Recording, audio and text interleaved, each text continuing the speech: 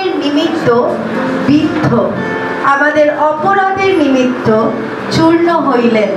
আমাদের শান্তিজনক শাস্তি তাহার ওপর বর্তিল এবং তাহার ক্ষত সকল দ্বারা আমাদের আরোগ্য হইল। আমেন। এখানে বলছে আমাদের অধর্মের নিমিত্ত তাকে পেরেকে বিদ্ধ করা হয়েছে। আমাদের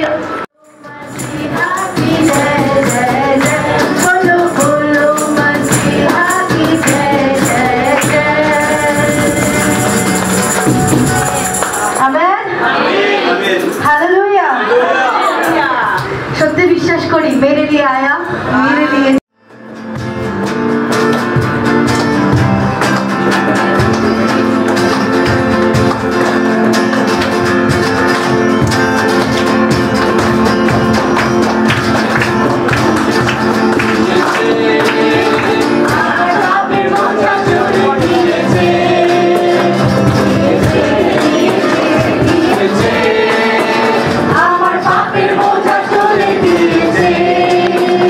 আমার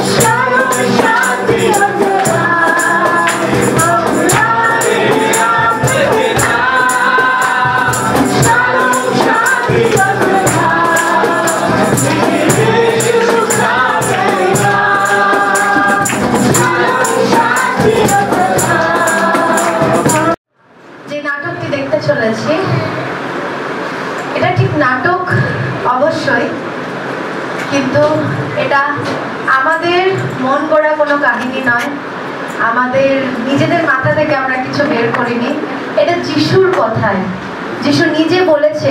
এই ছোট্ট গল্প যিশু, আমরা জানি সকলে যিশু ছোট ছোট গল্প দ্বারা অনেক মূল্যবান শিক্ষা দিত যিশু।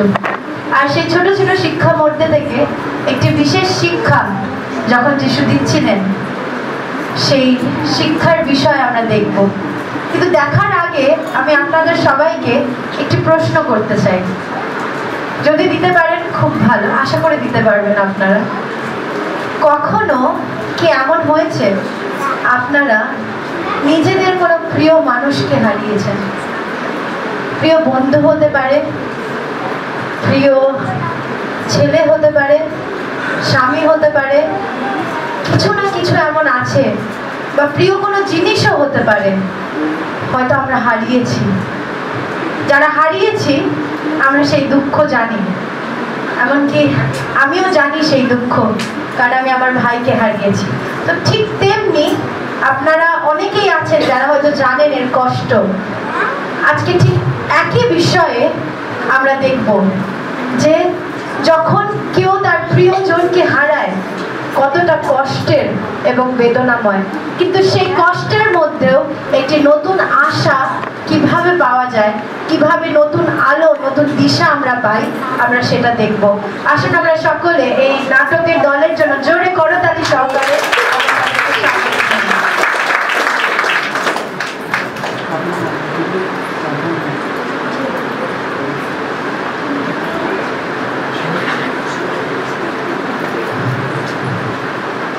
আমার আর ভালো লাগছে না। আমি বাবা কত কাজ বাজ করায়, সারাদিন কাজ করায়, মাঠে দেয়, গরু চড়াও, ক্ষেত দেখো, এই দেখো, সেই দেখো, দূর ভালো লাগছে না। আমি চাই বাবাকে বললো সম্পত্তি দিয়ে দিতে, আমি পাশের দেশে চলে যাবো, কি ওখানে হেভি মজা করবো, হেভি মজা।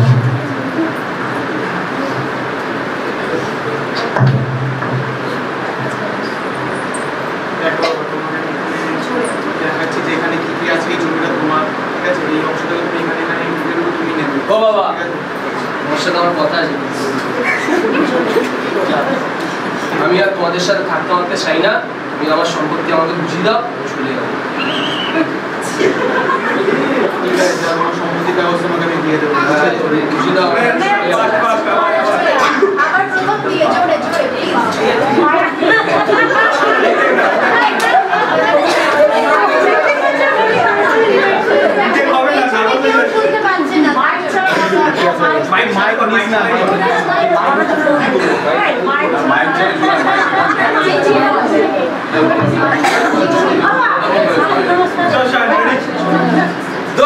ভালো লাগছে না। বাবা কত কাজ বাজ করায়, সারাদিন খাটায়, গাধার মতো খাটায়, কত কাজ করায় জীবনে, খালি গরু চালাও, এই চালাও, সেই চালাও। ধর আমি বাবাকে বললো সম্পত্তি দিদি নাই, পাশের দেশে মেসে চলে যাও, ভালো লাগছে না।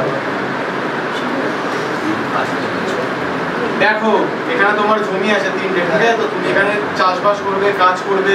বাবা তোমারই বাবা, তোমার সাথে আমার কি কথা আছে? কি কথা? তুমি আমার ভাগের যা সম্পত্তি আছে আমাকে দিয়ে দেবে, আমি তোমার সাথে আর থাকবো না, তোমাদের সাথে। ঠিক আছে, যা তোমার হ্যাঁ, তোমার সম্পত্তিটা ভাগ করো তাহলে। তুমি যেতে পারো।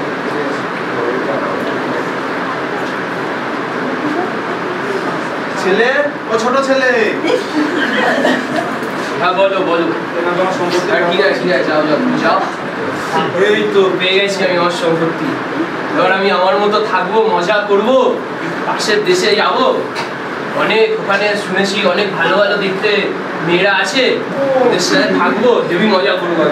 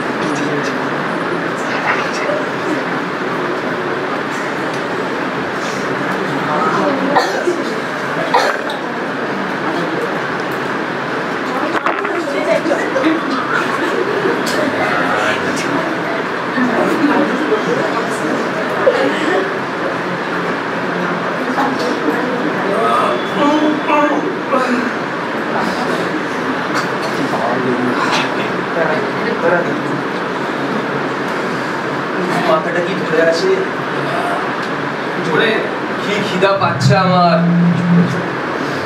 চাই কিছু খেয়ে আসি, আজকে ভালো জায়গায় গিয়ে খাবো। আমার টাকা, আমার টাকা কোথায় গেল? কি বাবা, ওরা দুজনে মিলে আমাকে পুরো, আমি ওদের পেছনে সব টাকা দিয়ে দিলাম।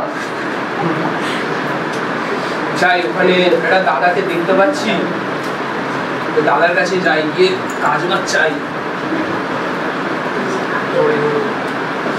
দাদা শুনছেন, বলছি আপনার কাছে কি খাবার দাবার হবে?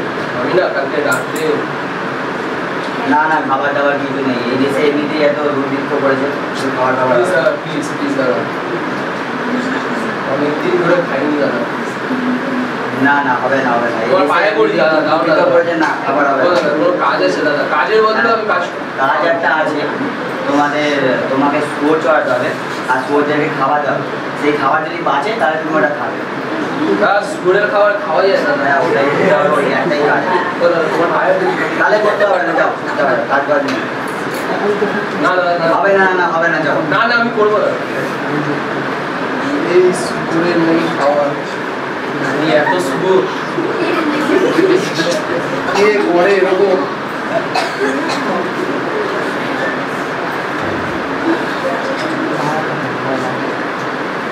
এই খাবার নেই, এই খাবার খাওয়া যায়? কি গন্ধ! আমি আমার বাবার কাছেই ভালো ছিলাম, চাই আমি আমার বাবার কাছে ফিরে যাই, আর বলবো ওখানে নজরুলের মতো করেও যদি আমাকে রাখে।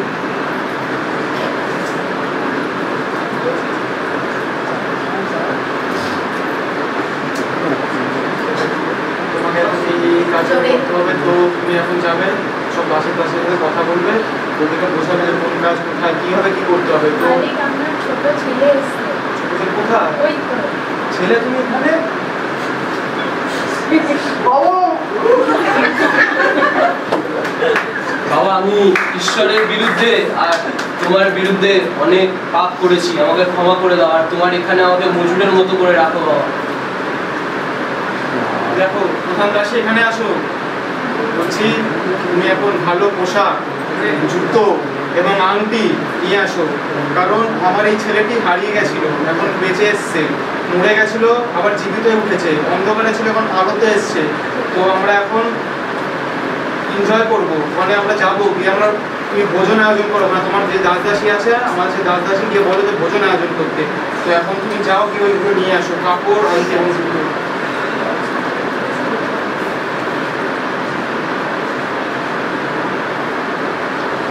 এগুলো সব আমার? একদম আমার ছোট ছেলে। কি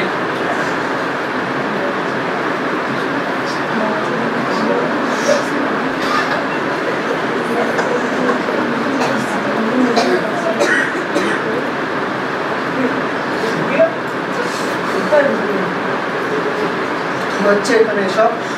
আমার বাবা কোথায়?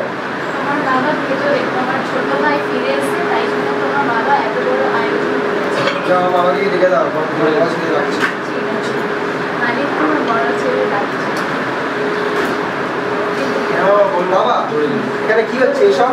তোমার ভাই, তোমার পুত্র যে বিদেশে গিয়ে তোমার সব সম্পত্তি নিয়ে গিয়ে তারপর সব পেশাদের সঙ্গে টাকা পয়সা সব উড়িয়ে দিল এবং যখন ফিরে এলো, তার জন্য তুমি এত বড় আয়োজন করলে, কিন্তু যখন তোমার সঙ্গে এত কাজ করে, তোমার কথা শুনে, তোমার কথা মতো কাজ করে আমি তোমার সঙ্গে ছিলাম, তুমি আমার জন্য এত বড় আয়োজন করে দিল। দেখো, একটা প্রথম সত্য সত্য বলছো রে, আমার সমস্ত যা সম্পত্তি সবই তোমার, কিন্তু তোমার এই যে ভাই মরে গেছিল, বেঁচে উঠেছে, পাপে ছিল, কিন্তু এখন পাপ থেকে ফিরে এসছে, তো তার জন্যই আয়োজন করা হয়েছে। তো তোমার আমার সবারই উচিত যে একসাথে গিয়ে এখন অংশগ্রহণ করা, তো সেটাই আমি এখন করছি ওর সাথে। একসঙ্গে তার প্রশংসা করবে বা গৌরব করবে যে তিনি আমাদের জন্য, আমাদের এত ভালোবাসে যে তিনি আমাদের প্রত্যেকের জন্য, শুধু আমার জন্য নয়, তোমাদের এখানে যতজন আছে প্রত্যেকের জন্য তিনি খুশি প্রাণ দিন। তাই সে ধন্যবাদ দিই আমরা প্রত্যেকে, এবং আমরা প্রত্যেকে আনন্দ সহকারে এবং বিশ্বাস সহকারে আমরা গানগুলো করবো।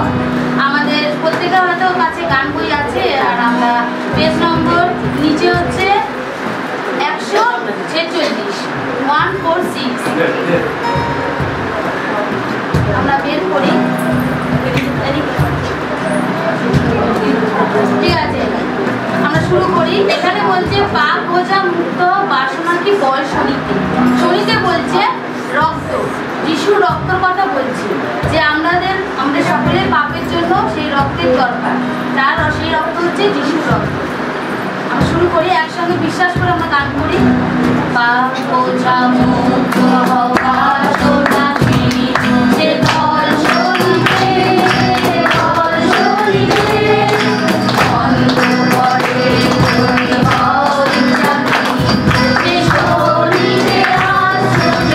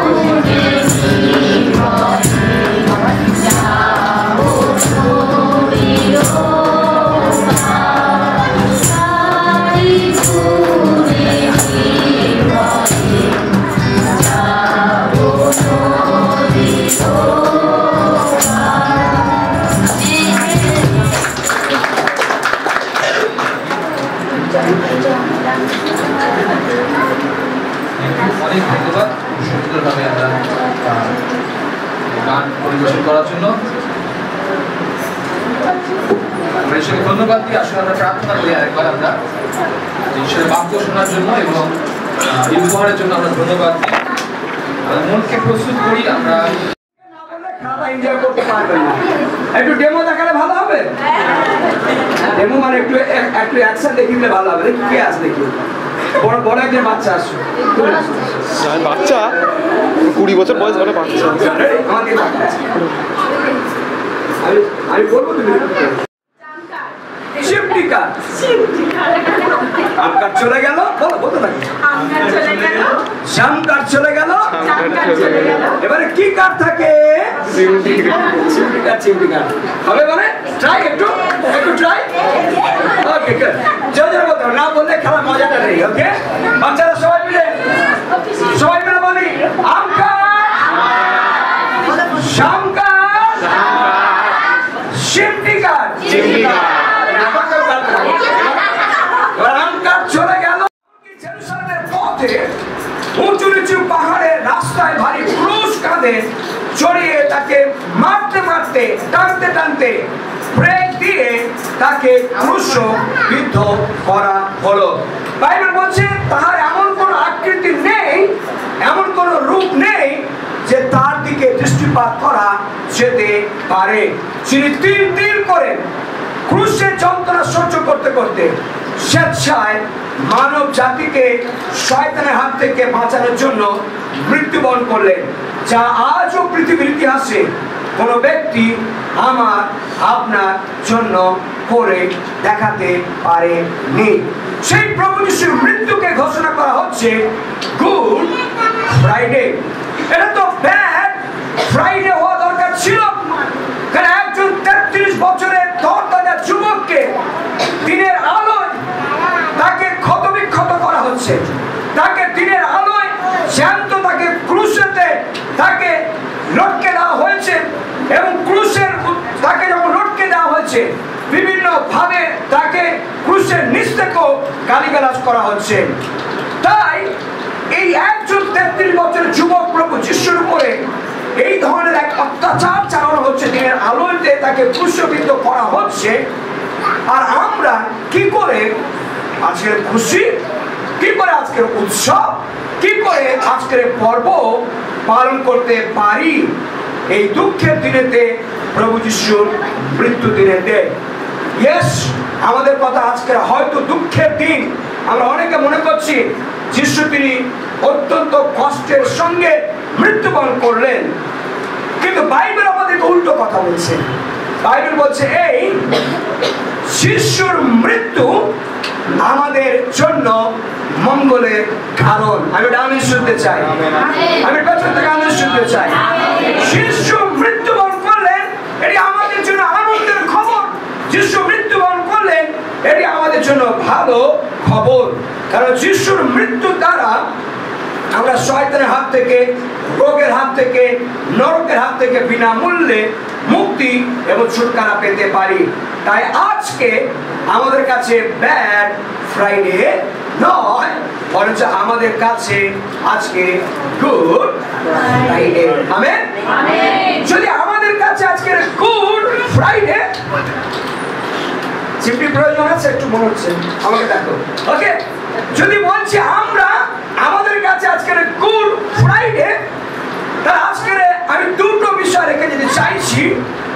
গুড ফ্রাইডে দ্বারা আমাদের আলটিমেটলি বেনিফিটটা কি হলো? যারা আমরা এখানে বসে রয়েছি, একজন ব্যক্তি মারা গেল, তাকে বিপর্যস্ত করা হলো, তাকে বিভিন্ন ভাবে মর্মান্তিক ভাবে তাকে অত্যাচার করা হলো, তিনি তো মৃত্যুবরণ করলেন। আমার আলটিমেটলি বেনিফিটটা কি হলো? বা আমাদের আজকের বিউটিফুল চার্চ, ইয়েস, আমাদের আজকের বিউটিফুল চার্চের লোকেদের আমাদের আজকের কি উপকার হলো, আমাদের কি বেনিফিটটা হলো? আর সেটি আজকে আমি নিশ্চিত করতে চাই আপনাকে। গুড ফ্রাইডে যিশুর মৃত্যুর কারণে আমরা স্বাধীনতা প্রাপ্ত হয়েছি। বলি আমেন। গুড ফ্রাইডে যিশুর মৃত্যুর কারণে আমরা স্বাধীনতা প্রাপ্ত হয়েছি।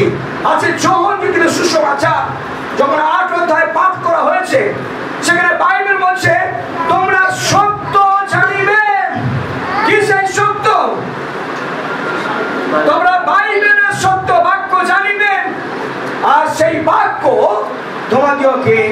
স্বাধীন করিবে।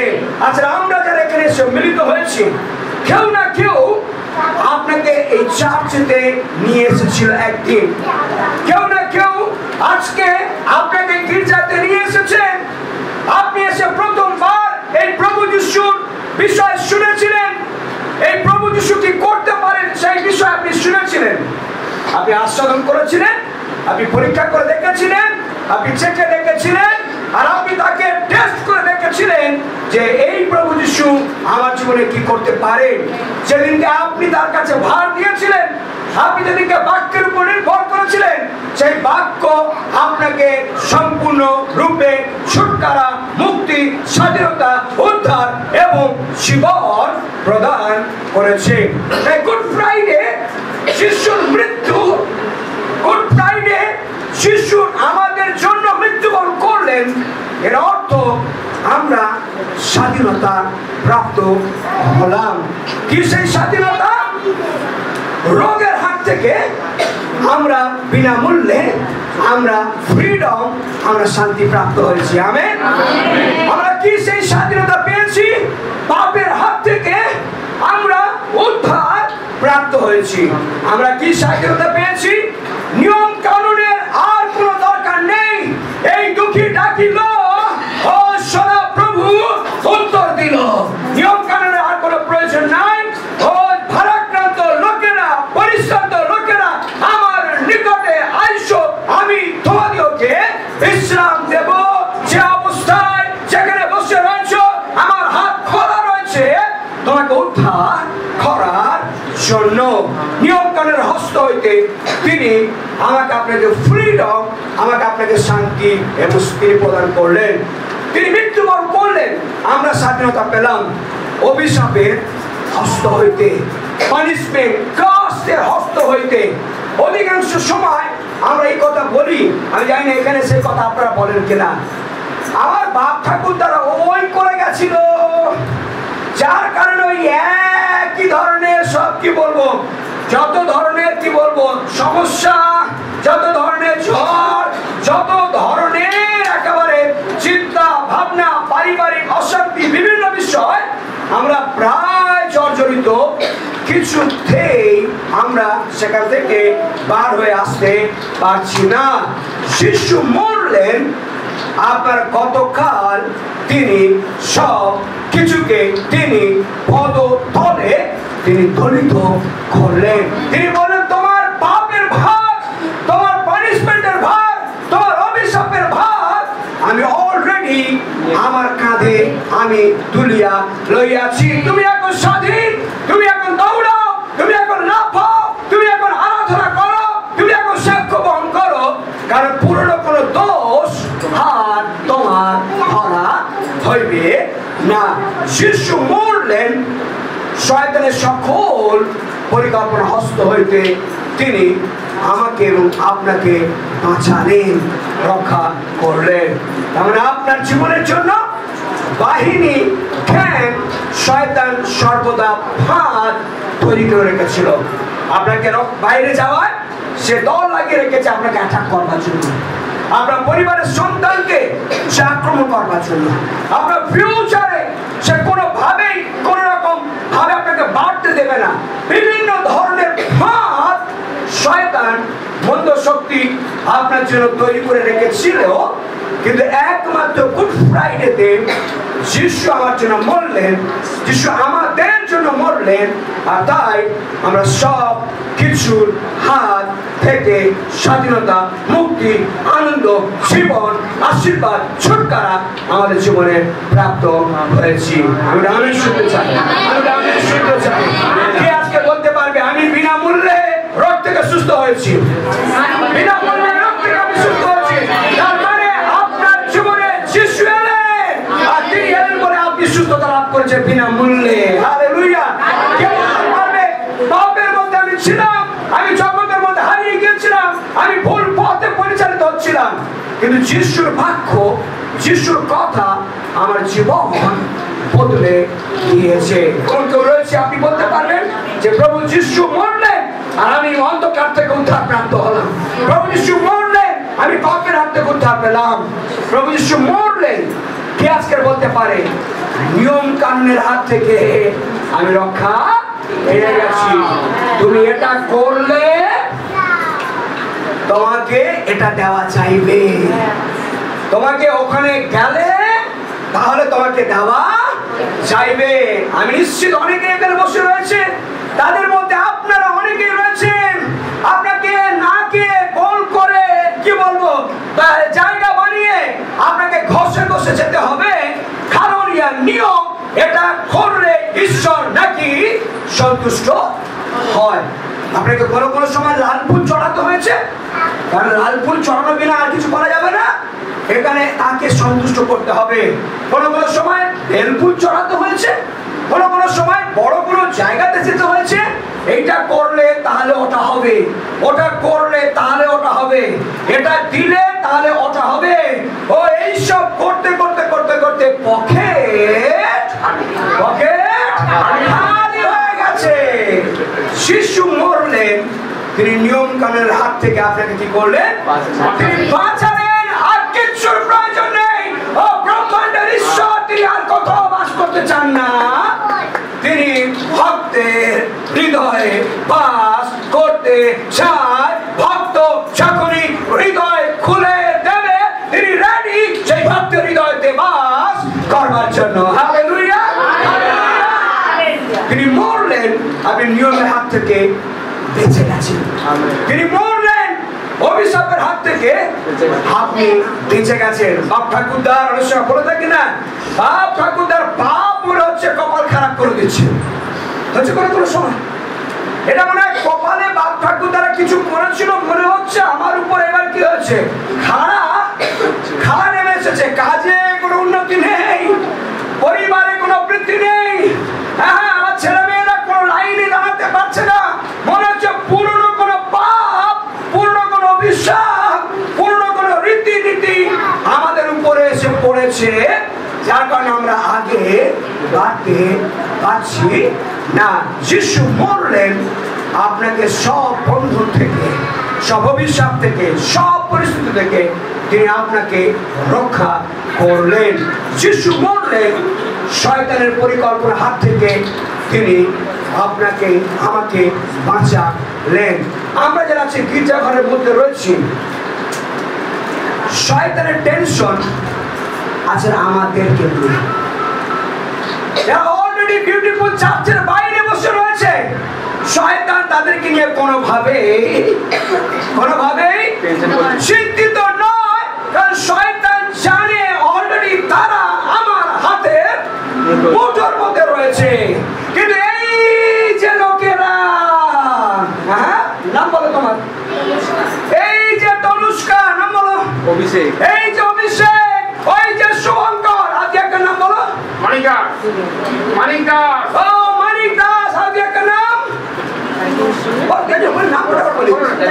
সুস্মিতা পাল, শুভঙ্কর, অভিষেক, তনুষ্কা, সুস্মিতা, এই লোকেরা একদিন আমার বসে ছিল, একদিন আমার গ্রিপেতে ছিল, এরা একদিন আমার কাছে মাথা ঠেকাতো, এরা একদিন এসে আমার পায়ে চুম্বন করতো, এরা একদিন এসে আমার কথাকে মানতো, কিন্তু এখন তারা আর মানছে না। আর আপনি সত্য জেনেছেন, আপনি স্বাধীনতা প্রাপ্ত হয়েছেন, আর আপনি প্রভু যিশুর কাছে দৌড়াচ্ছেন, আর আপনার পুরনো সকল বিষয়কে আপনি জলাঞ্জলি দিয়েছেন, রিজেক্ট করেছেন। আমি আর জগতের সঙ্গে থাকতে আমি চাই না, আমি জ্যোতির সঙ্গে থাকতে চাই, আমি মুক্তিদাতার সঙ্গে থাকতে চাই, আমি প্রভু যিশুর কাছে দৌড়াতে চাই, আমি প্রভু যিশুর কাছে দৌড়াতে চাই। এই সিদ্ধান্ত যখনই আপনি নিয়েছেন, শয়তানের মূল মাথা ব্যথার কারণ অভিষেক, মূল মাথা ব্যথার কারণ ধনুষ্কা, মূল মাথা ব্যথার কারণ সুস্মিতা, মূল মাথা ব্যথার কারণ মানিক বাবু, মূল মাথা ব্যথার কারণ শুভঙ্কর। কারণ যে কোনো ভাবি হোক না কেন, একে প্রভুর কাজ থেকে কেড়ে নিতে হবে। আপনার পরিবারের সংকট নিয়ে আসছে, আপনার পরিবারের রোগ নিয়ে আসছে, আপনার পরিবারের ঝড় নিয়ে আসছে, আপনার পরিবারের কঠিন পরিস্থিতি নিয়ে আসছে, ছেলের পেটের প্রবলেম,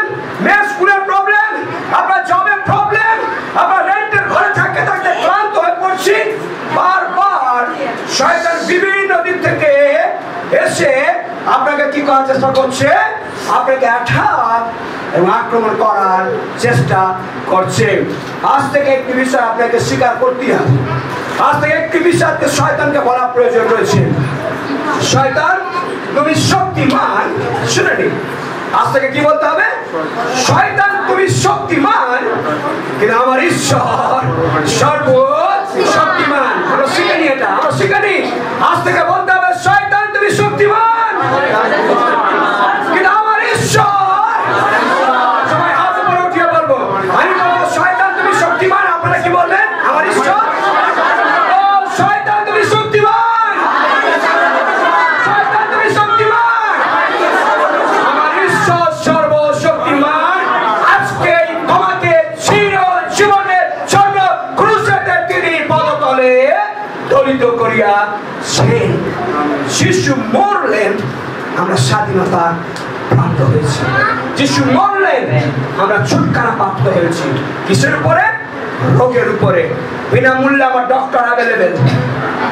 আপনার এলাকায় যে ডক্টর রয়েছে তারা আপনাকে কত ভিজিট নেয়?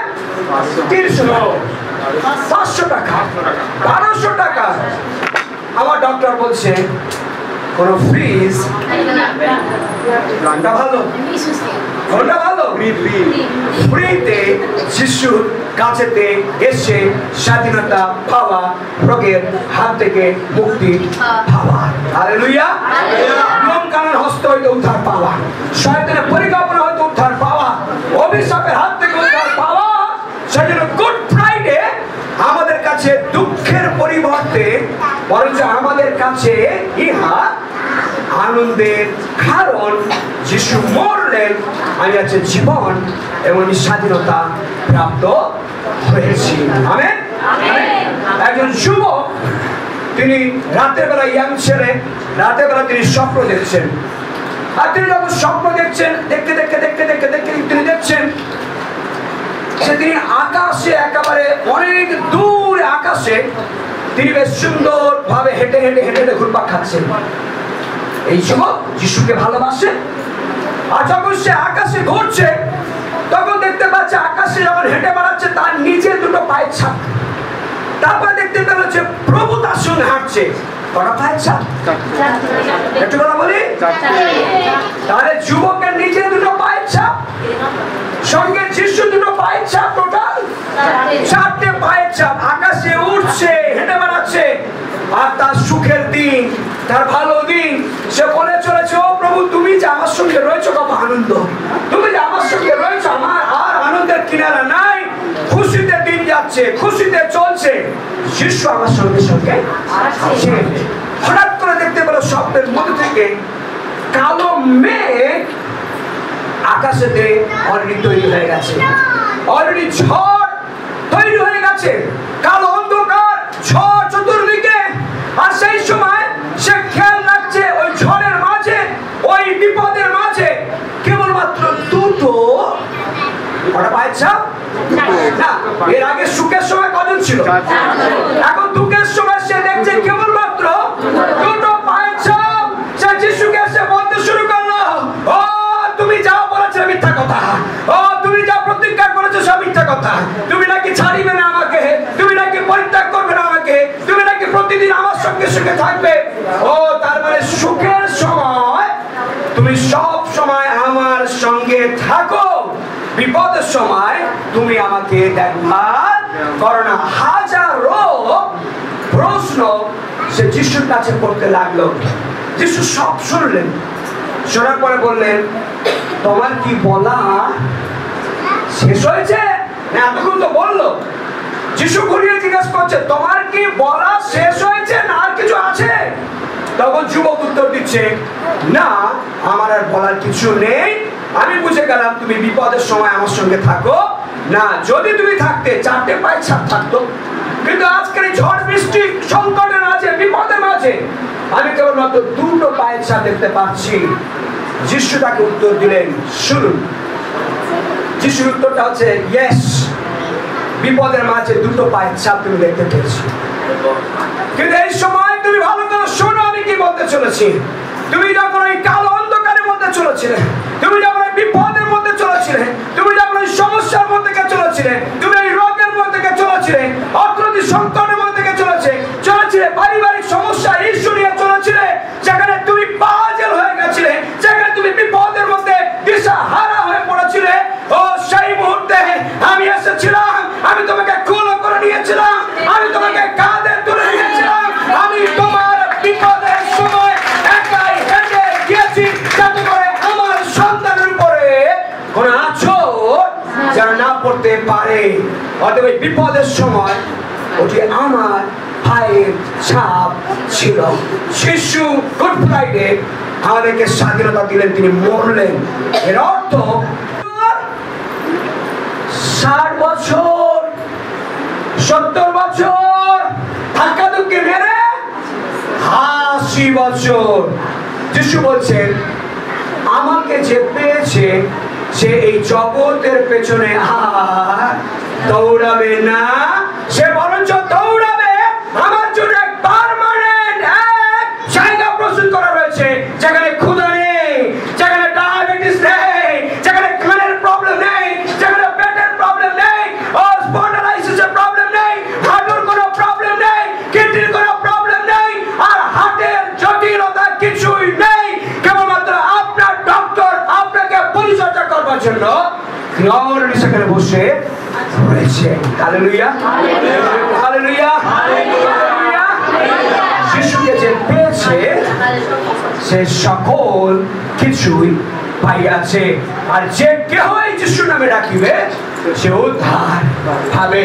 গুড ফ্রাইডে আমাদের কাছে ব্যাড দুঃখের কোনো দিন নয়, বরঞ্চ গুড ফ্রাইডে আমাদের কাছে আনন্দের দিন। যিশু মরলেন, আমি স্বাধীনতা পেলাম। আমেন। যিশু মরলেন, আমি তাকে পেয়েছি, আমার সকল কিছুই পাওয়া হইয়াছে। শান্তি, সুখ, আনন্দ, নিরাপত্তা, আশীর্বাদ এবং জগতের অন্যের কাছে যে নেই, সেই জীবিত প্রভুকে আমি পেয়েছি। তাকে পাহাই আমার সবকিছুই পাওয়া হইয়াছে। যে সত্যকে জানিবে সেই সত্য তাকে স্বাধীন প্রদান করিবে। কতদিন আছে বলতে পারি আমি স্বাধীনতা পেয়েছি? কত বলতে পারি আমি স্বাধীনতা পেয়েছি? কত বলতে পারি আমি যিশুকে পেয়েছি, আমার সকল কিছু পাওয়া হয়েছে। আমেন। আমি শুনে যাই। আমেন। আসলে ধীরে ধীরে নিজের জায়গাতে আমরা উঠে দাঁড়াই সময় দেয়, নিজের জায়গাতে আমরা এই সময় উঠে দাঁড়াই সময় দেয়। Hallelujah, hallelujah.